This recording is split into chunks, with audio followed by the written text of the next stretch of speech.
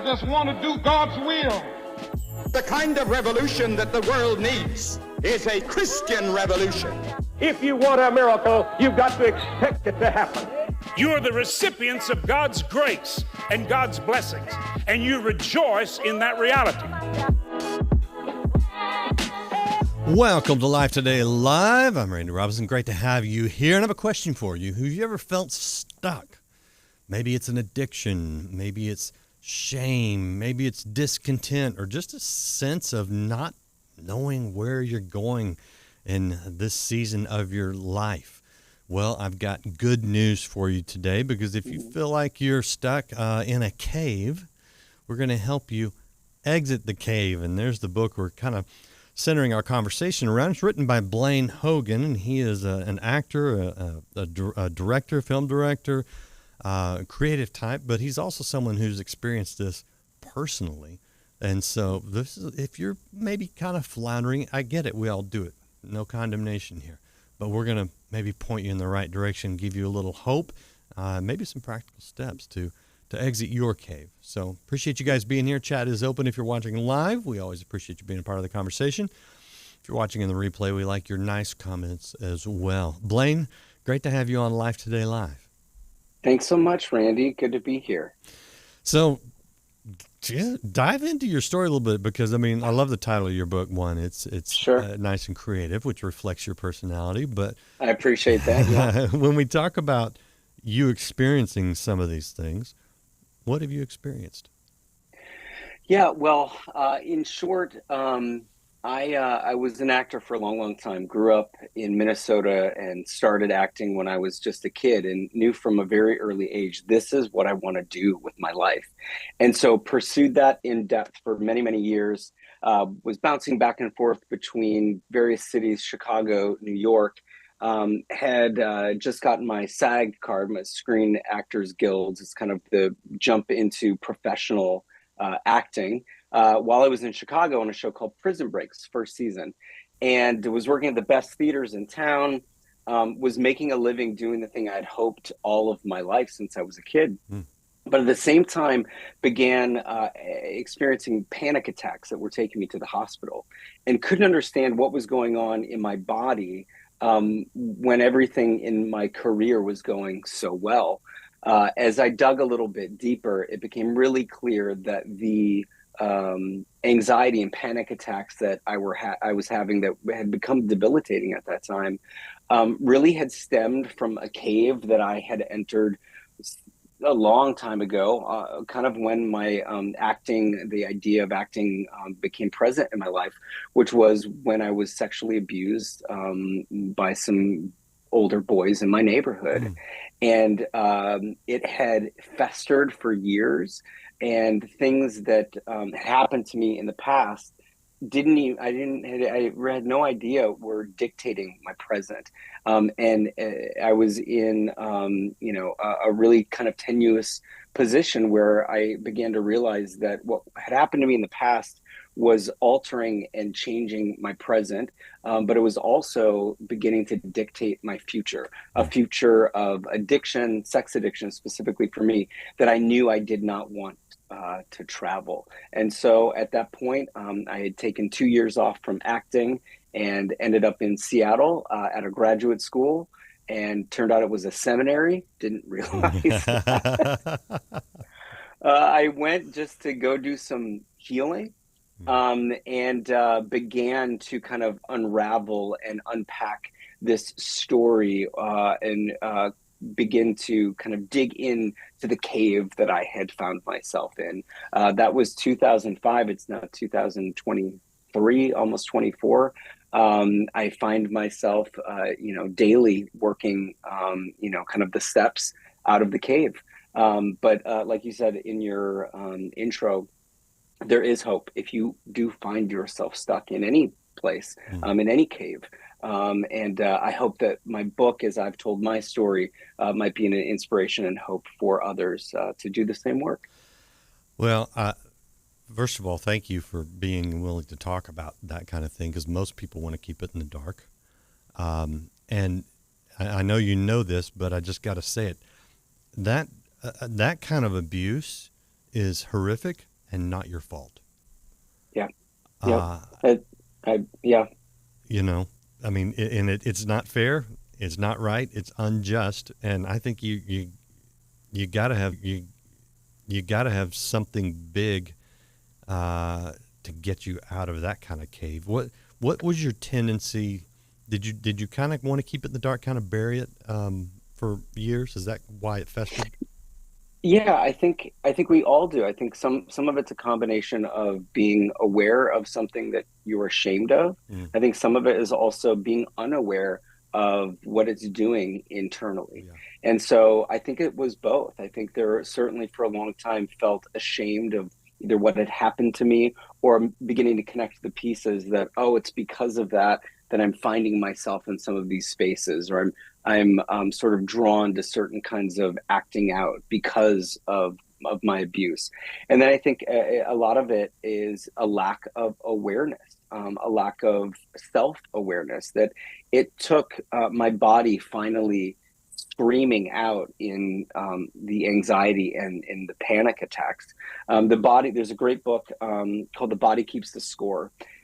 And it's this idea that so often, or too often, things that happen in our past, because we haven't resolved them, or because we haven't told those stories, because we haven't brought those stories out into the light, we think we're managing it, when in fact our bodies are always telling us a story. And so for me, as I mentioned in 2005, having these panic attacks that rose to the surface, I no longer could ignore them. And so at that point, I really felt like I had to do something. My dad was an alcoholic. He passed away a number of years ago from his own addiction. And in a lot of ways, I saw a life that I didn't want to lead. The way that he was with my mom and my brother and myself, and realized that's not the life that I want to lead. And thank God my body, even though my mind wasn't ready to say, oh, I got to do something here, my body forced me into that. And I think that a lot of us are in those places every single day, even if they aren't big, major panic attacks. Our bodies are always telling us a story from our past. And there's always more for us to dive in and dig into, so that we can bring those things that are affecting us, that we are ashamed of, into the light. So I love that you went for the root cause, because a lot of the tendencies, one is to self-medicate, which is usually what like an alcoholism looks like. Another, legitimately, a lot of doctors will medicate to manage the symptom without getting to the root. Did you experience any of the sort I of sure did. Yeah. Yeah. In fact, in some ways, I was given something. It was called lorazepam. It's for kind of acute panic attacks, and I was given that to just help my body calm down. Right. And was on that for a good while. And in many ways, I was really grateful for it. But also simultaneously, like you said, I was trying to do the work of the root cause, to try and unpack, how did I get here? What is causing all of this? And recognizing that if I didn't attack or go after or dive into the darkness of the cave, of my story, that I wasn't going to get anywhere. And taking medication would really was a saving grace for a time, but really wasn't going to last me a lifetime. Yeah. In the way that doing the work of unpacking your story, letting God redeem some of those shameful parts. Yeah. And long-term use of medication like that can have some side effects that you don't want either. But yeah, they sure can. What did your deep dive into your cave look like? I kind of alluded to this idea of past, present, future, and to me, that's really what was the most impactful part of my time in Seattle. Was this sort of configuration of the space-time continuum. So we think of time as a linear with past, present, future. But in truth, the way we experience time is past, future, present. And what I came to understand is that whatever has happened to us in the past, is what we project onto the future. Yep. And however we are imagining the future is how we live in the present. And so just like what you said, for me, I had a past of abuse, and the way I was medicating the shameful parts of that dark story was through my addiction, because I didn't want that to happen again in the future. Right. And then that just, kind of becomes this just deadly spiral. And so for me, what I had to do was I had to go into those places. I had to begin telling those stories. I had to tell the stories of my abuse. I began telling the stories of my addiction. And as I did that, as I brought others into it, as I invited God into those spaces, as if I could, God was present in all of those places. And that is one of the things I really came to realize, that took me so long, is that God had been in those spaces with me. I think that's really hard for those of us who have trauma stories, where we all do, particularly dark ones. How do you, what do you do with that? What do you do to say, oh, God allowed this to happen? God was in this place with me, but God didn't prevent it from happening. And I don't have any easy answers for that. All I know is that as I did that work of going into those stories, feeling God's presence, that those stories began to rewrite themselves. And I realized that I had become an unreliable narrator. And by that, I mean, as I told the stories in groups and in therapy, and other people were able to respond, and just kind of like what you said, speaking into it, saying, that wasn't your fault. Do you realize how brave you were? What a curious young man you were, to be interested in your body, or how sensual of a person you are. Not necessarily sexual, but like you of course, that's why you're so creative, is because you're aware of all of these senses. That to me, if I were to go back into those stories and say, if I wasn't so curious, if I wasn't so sensual, if I wasn't so exploratory, I wouldn't have found myself in those places. But actually, those were attributes that were so good, that someone took and used to harm me. And that wasn't my fault. And all of us have those stories, whether they're specific to abuse, but we have these stories in our childhood, where we ourselves have become unreliable narrators, that we don't even realize that. But that past, we are projecting onto our future, and it's changing how we live in the present. And so what I learned is that I was able to do the thing that they say you cannot do, which is change your past. They say the past has come and gone, you can't do that. But I actually did. I went back and I started to uncover those stories, and with great therapists and with the work of God and the Holy Spirit, those stories began to change. And so my past began to change, which changed my future outlook, which has changed my present completely. Do you think you could have done it on your own? You mentioned therapists, no, community, and even sure. God. Yeah. No, absolutely not. I think that we are we're born into this planet to be a part of a community. The kingdom of God is a kingdom. It is it's groups. It's many people, and I think that honestly, how I got into some of the dark spaces that I found myself was because I was trying to do it alone. I was trying to figure it out on my own because of my shame. I was ashamed of the places that I had found myself. And that's, alongside admitting, that you have something you cannot control, which is the definition of addiction, which I will say, just as a caveat, we're all addicted to something. It may not be one of the big ones, but we all have things that we struggle with. And outside of admitting that, it really is, how do you communicate that and share that with another person, another human? And some of that can just begin with a conversation with God, that you do need help.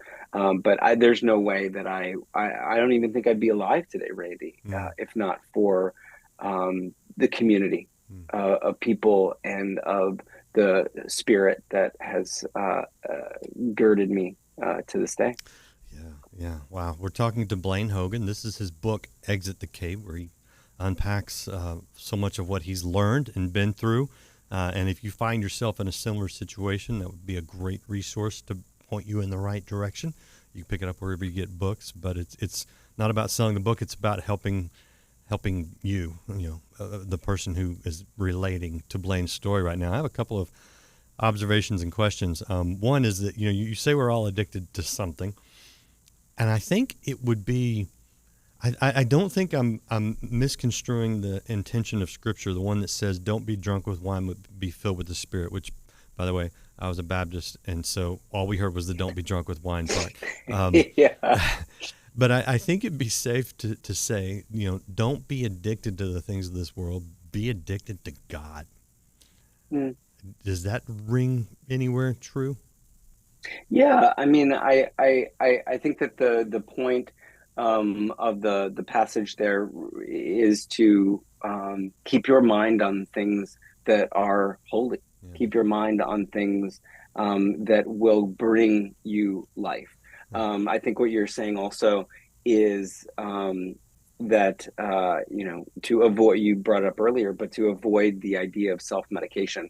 I will say this, though.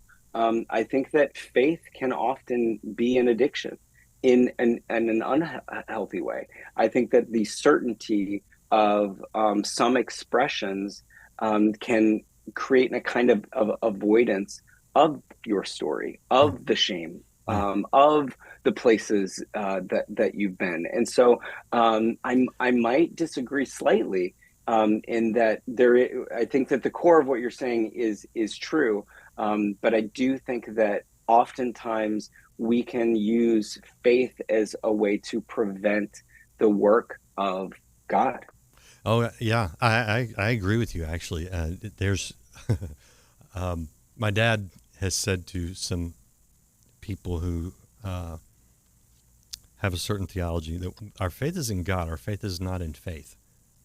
And I think that's kind of what you're saying, because exactly. And it becomes a form of religion in a negative way, as opposed to, because the thing about Jesus, he came in spirit and in truth, and we can't hide the truth in religion, which does happen. So correct. Yeah. Yep. Well, so why was God even a part of your conversation? Was that from something? Were you raised in a way, or why? Yeah. Why so that's So I was raised Catholic, grew up in Minnesota, and I think probably because I was Catholic, I was sort of the kid that everyone took to their Assemblies of God, Heaven's Gates, Hell's Fire, trying to convert you.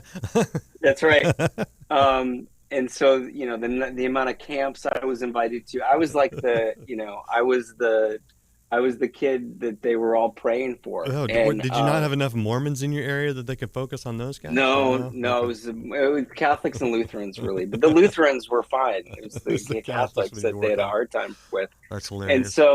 And so growing up, I experienced a lot of different kinds of church. Yeah. And also, I think as an artist, I began to realize that the dark places or the sanctuaries that I would be in, whether they be auditoriums or theaters or cathedrals, or movie theaters or actual theaters, they were these holy spaces where, like you say, truth was told.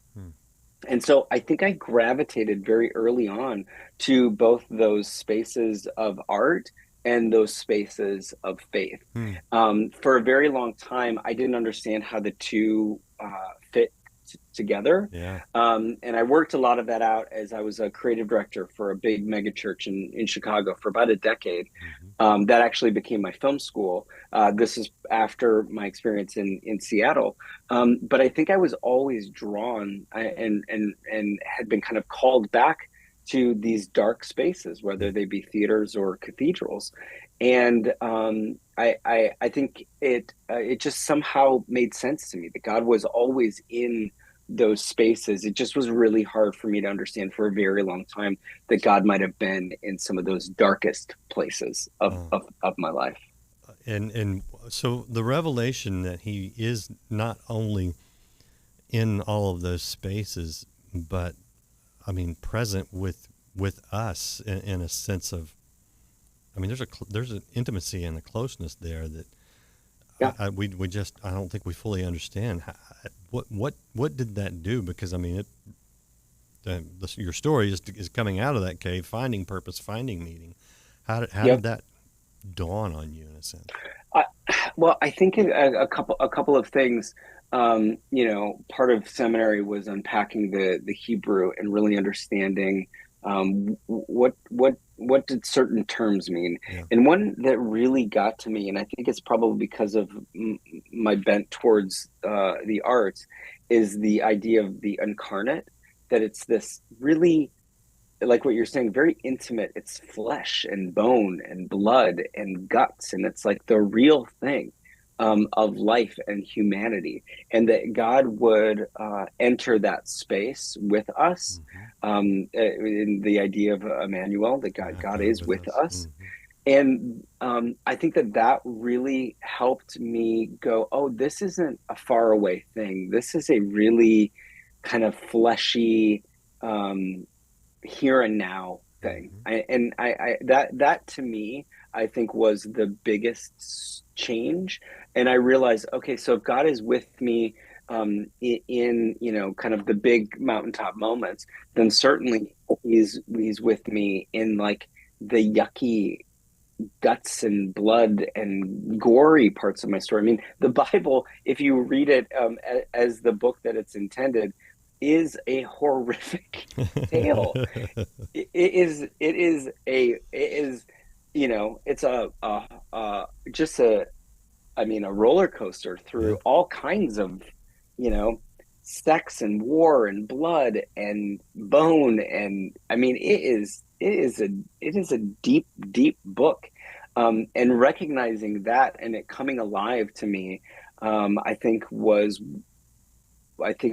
just a kind of a light bulb moment, going, okay, it isn't this far away, glowy kind of angelic kind of thing. Those moments are present in all of it.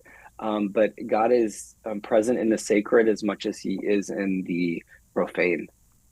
And it's one of my favorite quotes, and I don't recall who said it, but God is in the mundane, Correct. The everyday. Yep, the everyday.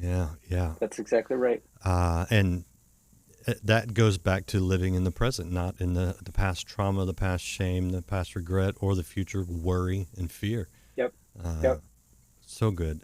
So in all this, by the way, you talk about 10 years here, years over there. You still look like you're in your 20s. Just pointing that out.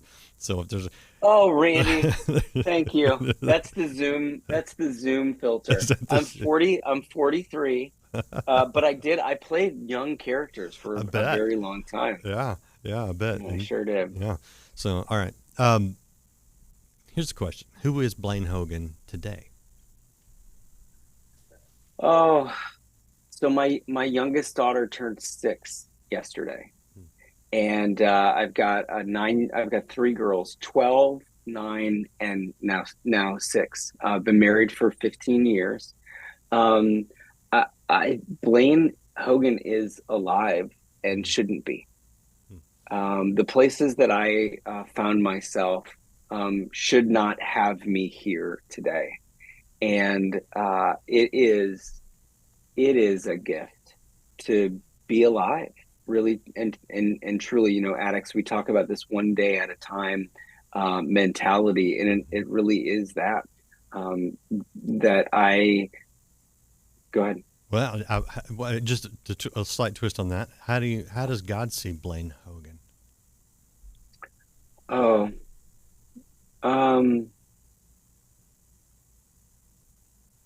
well, that's a good question, Randy. I think the word is good. Son? Yeah, I think it is. I think it's good. It's good, son. Yeah.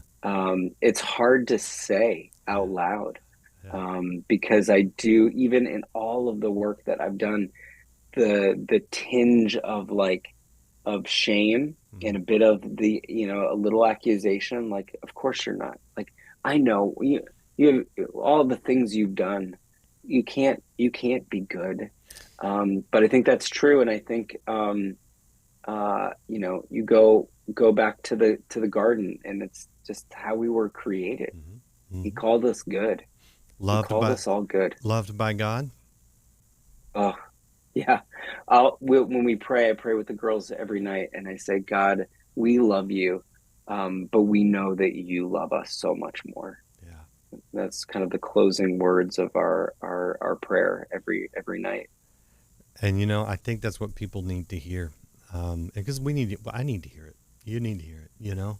And that confession of the mouth of truth, not because we say it making it true, but because it's true and we say it, we can start to believe it.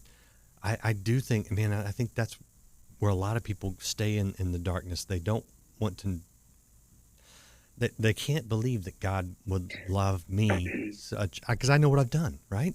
Yeah. My dad, he would come almost every Christmas to the big performances that we would do, services that we do at Willow Creek, which is where I was the creative director for a long time. And every year he would hear a gospel message, and he just felt like he couldn't, he felt like God might be able to forgive him, but he could never forgive himself.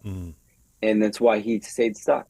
It's why he stayed stuck and he died in his own cave, because he never believed that he was good. Good despite, loved despite, loved in spite. And I feel like, I was given the opportunity to continue every day now to make that choice. Do I believe that? Do I believe that I'm good? Do I believe that I am loved? Do I believe that I can be forgiven? And will I forgive myself? Yeah. And I think that, for those listening and watching, that's probably what I would leave them with, is to say, that's the work. Yep. That's the work, is to believe that you are loved, to accept. I don't even say believe. I think it's just an acceptance. It's not a thing you can do. It's just a hand you can open. Yeah. One of my favorite songs is called "The Gospel," appropriately, by John David Helser and his wife Melissa Helser, and it says they say that love only comes to those who deserve it, and forgiveness only comes if you can earn it. But what do they know about grace? Because that's what you're talking about. Yeah, that is. I love it. All right. It really is. Anything you want to add? Let me show people real quick. This is the website, blainehogan.com. If you want to go check him out, it's got the book there too, and you can get the book anywhere. But you just got to hear the message. Anything you want to add? Well, no, I think that my hope in writing the book is that, as I have told my story, as we've talked about a couple of times now, as truthfully as I could, that others would feel the courage to do the same. Yeah. That they might be encouraged by the idea that, you can be unstuck. You can come out of the cave. You can come into the light. But more than that, that they would feel the courage to tell their own story, to find those places that are still kind of coming up, those places of darkness that they've never told. Those are the stories that they would share, in the places that most need grace. If you're in that position, let this be the moment that you decided to take that first step out of the cave and talk to someone. I would recommend a Christian you can trust, and very possibly someone with some training, an expert if you need to, depending on how deep-rooted that thing is. But you're hearing it from someone who's walked out of their cave. You can too, and that's what you need to know. So thank you again, Blaine. Appreciate you very much. Thanks, Randy. Yeah, appreciate you. Appreciate you guys watching. If you know someone that needs to hear this encouragement, hit that share button. And as always, if you haven't liked, follow, or subscribed, we invite you to do that. You'll get notifications of more encouraging interviews just like this one. We'll see you again next time here on Life Today Live. You don't have to go anywhere or be in any specific place. It is the believing of the heart. It is faith